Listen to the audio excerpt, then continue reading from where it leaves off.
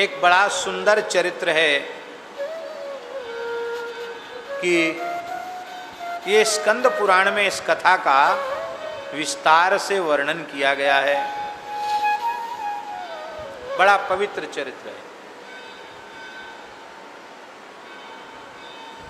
एक समय की बात है कि भगवान शंकर से ऋषियों का अपराध हो गया, ब्राह्मणों का अपराध हो गया। पुराणों में तो ऐसी बात लिखी है कि शंकर जी अवधूत दिगंबर वेश में ऋषियों के आश्रमों में विचर रहे थे। उनके अत्यंत मनोहारी स्वरूप का दर्शन करके ऋषि पत्नियां भी अत्यंत विमुग्ध हो गईं और उन्होंने उस अवधूत वेशधारी भगवान शिव के शरीर में निरंतर दाह उत्पन्न हो जाए ऐसा शाप दे दिया और शंकर जी के संपूर्ण शरीर में भयंकर दाह होने लग गया।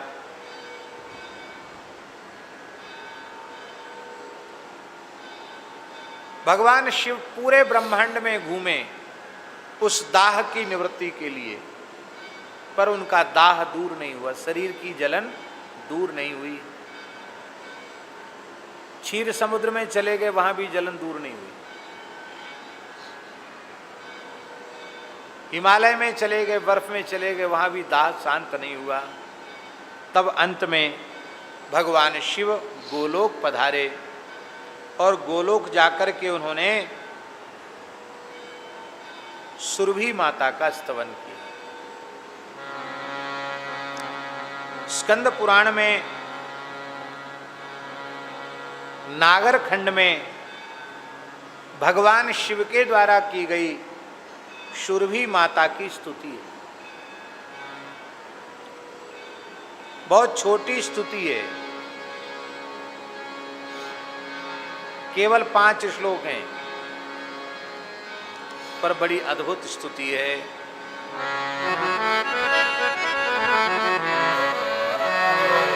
सृष्टि स्थिति विनाशानां कर्त्रे मात्रे नमो नमः।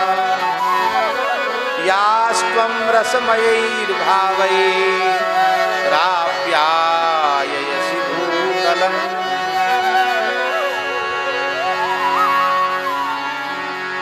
हे भगवती जगन माता, गौ माता, सुरभि माता, आप सृष्टि की उत्पत्ति,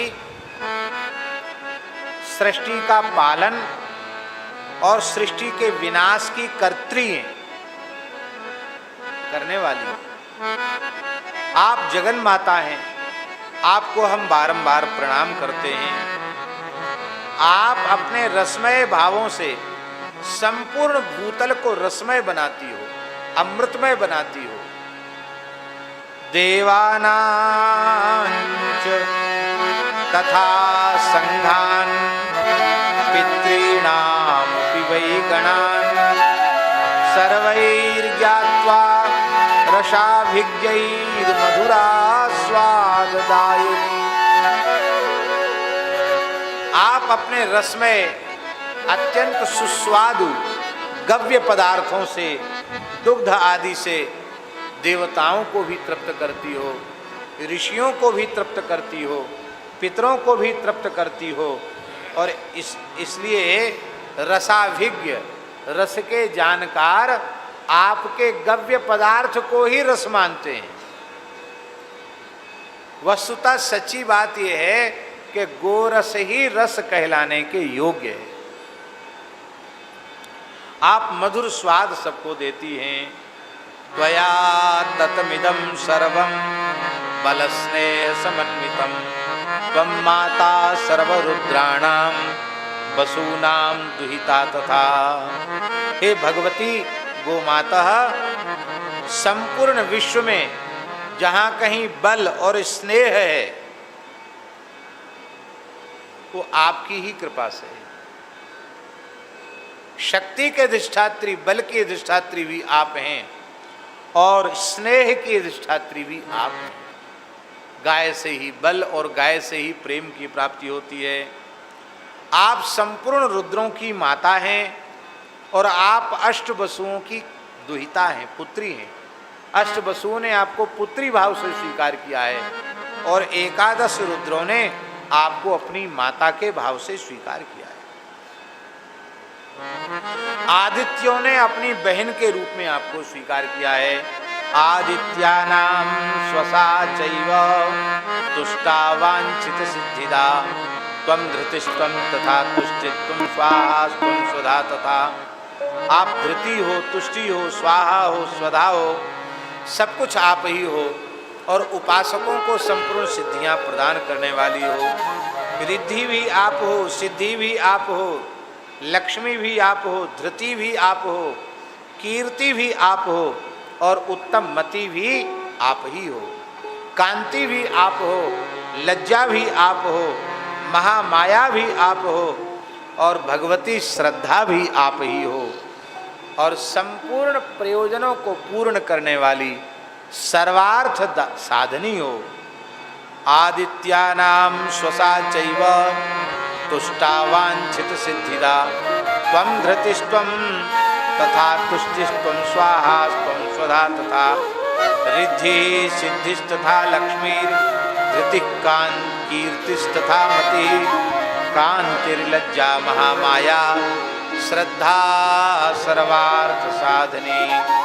बोलो यज्ञेश्वरी जगत जननी गौ माता की जय।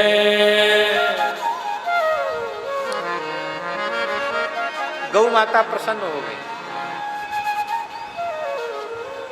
का आपके दाह की सर्वथा निवृत्ति हो जाएगी। आप मेरे उदर में निवास करें। सुरभि गाय ने जैसे ही अपना मुंह खोला, मुख मार्ग से भगवान शिव उसके उदर में प्रविष्ट हो गए। आज जब भगवान शिव सुरभि माता के उदर में प्रविष्ट हो गए तो संपूर्ण भूमंडल में हाहाकार मच गया।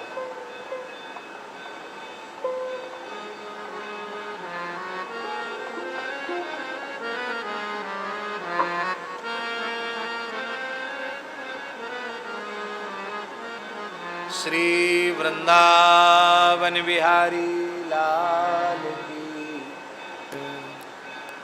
शिव के बिना ये जगत शव हो जाता है। शिव के बिना शव हो जाता है, मृतक तुल्य हो गया, हाहाकार मच गया। भगवान शिव कहाँ हैं? भगवान शिव कहाँ हैं? संपूर्ण देवता खोजने लगे शंकर जी को। पूरे ब्रह्मांड में खोजा, शंकर जी कहीं नहीं मिले। तब ब्रह्मादि देवता भगवान शिव का अन्वेषण करते हुए गोलोक पहुंचे और जब गोलोक पहुंचे तो सुरभि गाय के उदर में भगवान शिव को विराजमान देखा। भगवान शिव की स्तुति की और नील वृषभ को सुरभि माता ने प्रकट किया और जब नील वृषभ को प्रकट किया तो वो नील वृषभ के रूप में सबने भगवान शिव का दर्शन किया। ये वृषभ साक्षात भगवान शिव का ही स्वरूप है।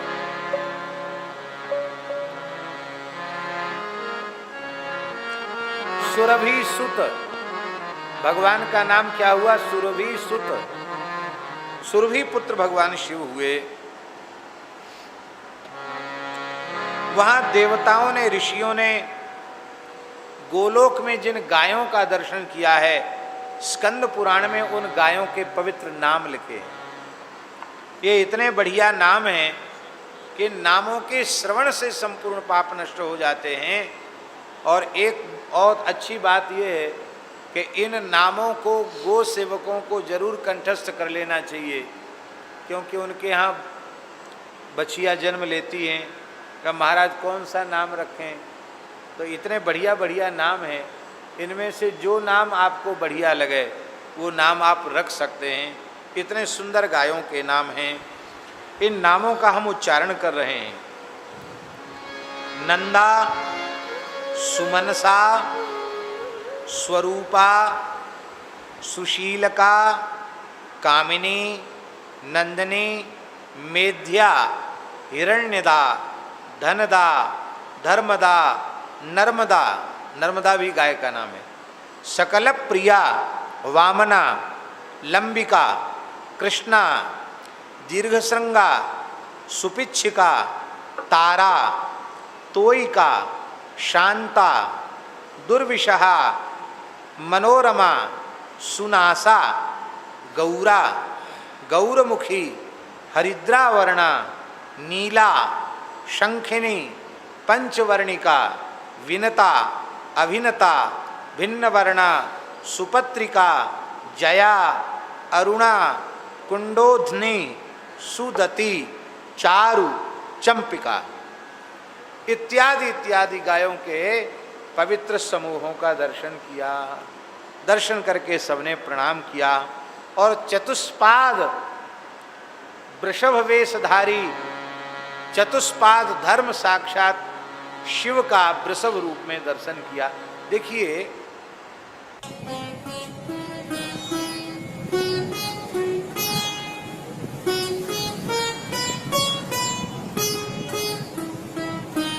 श्री सीताराम प्रतिदिन सत्संग एवं दर्शन के लिए श्री महाराज जी के ऑफिशियल चैनल को जरूर सब्सक्राइब करें।